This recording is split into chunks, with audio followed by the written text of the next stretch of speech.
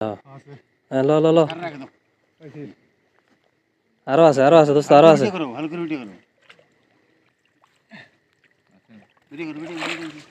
সুনামগঞ্জের সীমান্ত এলাকায় পৃথক অভিযান চালিয়ে বিপুল পরিমাণে ভারতীয় মদ জব্দ করেছে বিজিবি। গত ২ দিনব্যাপী অভিযানে সদর ও বিশ্বম্ভরপুর উপজেলার পৃথক স্থান থেকে এসব মাদকদ্রব্য উদ্ধার করা হয়।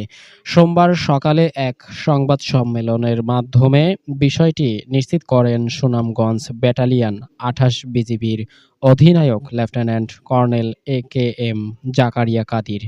তিনি জানান, সুনামগঞ্জ ব্যাটালিয়ন ২৮ বিজিবির দায়িত্বপূর্ণ এলাকায় নারায়ণতলা ও মাসিমপুর বিওপির পৃথক অভিযানে ১৮০ বোতল ভারতীয় মদ জব্দ করা হয়েছে, যার আনুমানিক সিজার মূল্য প্রায় ২,৭০,০০০ টাকার মতো। এদিকে জব্দকৃত এসব ভারতীয় মদ সুনামগঞ্জের মাদকদ্রব্য নিয়ন্ত্রণ অধিদপ্তরে জমা করা হয়েছে বলে জানান তিনি।